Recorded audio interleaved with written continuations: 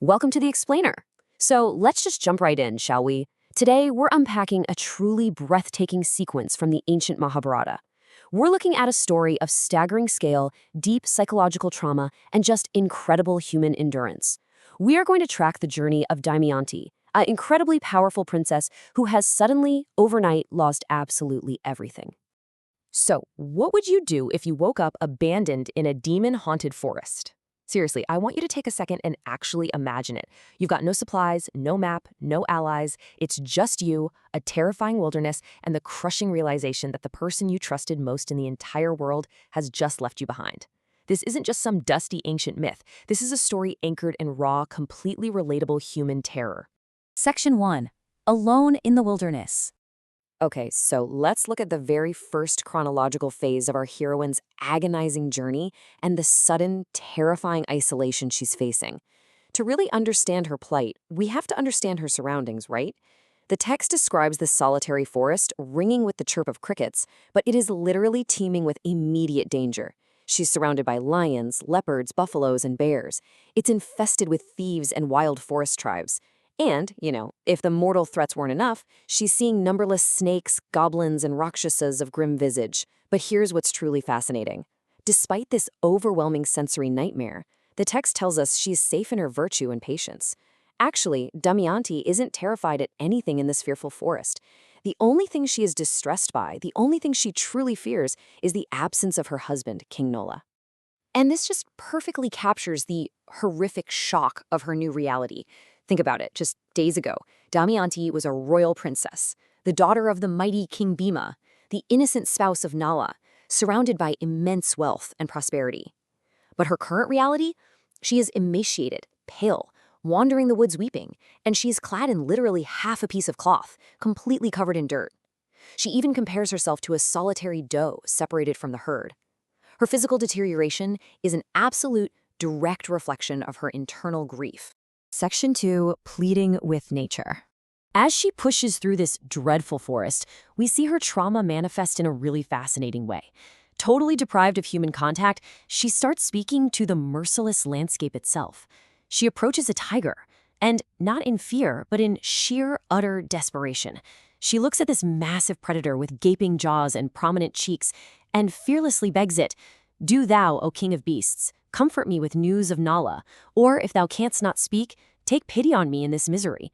She is literally begging a famished, terrifying tiger to either give her information about her husband or just eat her. She wants the sweet release of death if she can't have Nala. Next up, she actually addresses a massive, heaven-kissing mountain.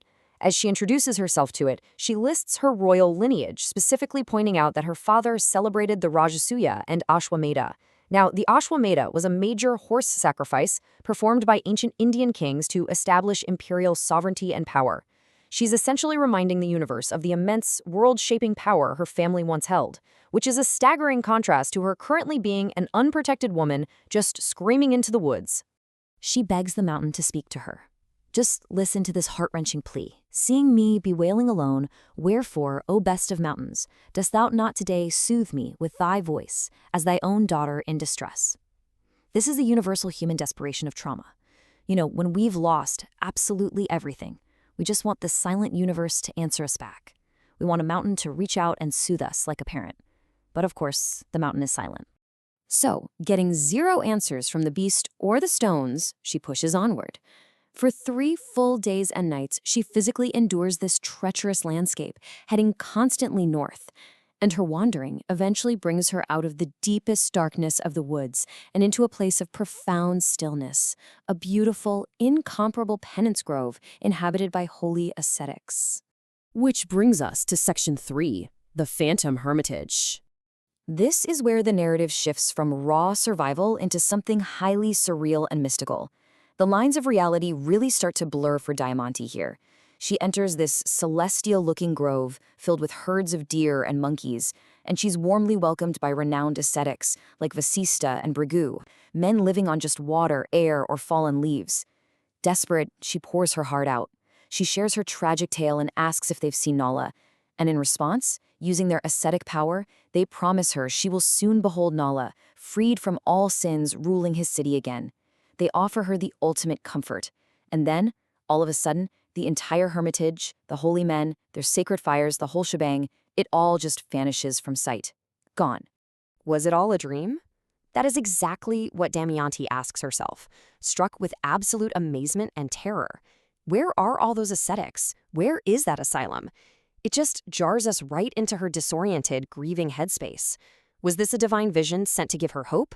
Or is her exhausted, traumatized mind playing cruel tricks on her out there in the deep woods?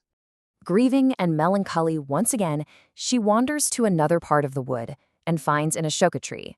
She specifically seeks this tree out because the word Ashoka literally translates to destroyer of grief. She weeps to the tree, begging it to, quote, vindicate its name. She asks the tree to destroy her grief by telling her if it has seen Nala wandering in his half-garment. But just like the mountain, the tree offers no reply. Section 4. The Merchant Caravan. Leaving the mystical behind, Damayanti's journey slams right back into grounded reality. She stumbles upon a broad, beautiful river, echoing with the cries of cranes and ospreys. And here, she finally encounters a massive group of humans, a merchant caravan. Now, the really crucial point here is how this group reacts to her. Remember, Damayanti has been in the woods for days. She's covered in dust, wild like a maniac, totally oppressed with grief, and wearing half a garment. When she runs into their midst, it's utter chaos. Some merchants literally flee in terror, others ruthlessly laugh at her, and some actually believe she is a magical being, dropping to their knees to beg her for protection, asking if she's a female yaksha, a rakshasa, or some celestial damsel of the woods. Her appearance just completely shatters their norms. But right in the middle of all this chaos, the frightened caravan, the mocking laughter, Damayanti stands her ground. She forcefully reclaims her identity. She tells them, know me for a human being. I am the daughter of a king, eager for the sight of my lord. She flat out refuses to be seen as a monster or a ghost. She demands that they recognize her humanity and her royal lineage, asking urgently if they have seen her unvanquished husband, Nala. The leader of the caravan, a merchant named Sushi, finally steps forward. He addresses her respectfully, but unfortunately delivers disappointing news. In this extensive forest, they've only seen elephants, leopards, and bears. Except for her, they haven't met any man or woman at all. But when she asks where they are going, Sushi provides a vital piece of information. The caravan is bound for profit directly to the city of Suvahahu, the truth-telling ruler of the Chades, and this perfectly sets up her next destination. And that brings us to the end of our explainer today, but it leaves us with a really powerful, provocative question. Will Damayanti actually find Nala in the city of Suvahu by following this caravan? Or was that prophecy she heard just a phantom dream, leaving her destined to wander the terrifying wilderness of her own grief forever? Well, to find out, you'll just have to explore the rest of this incredible epic. Thank you so much for joining me, and keep learning.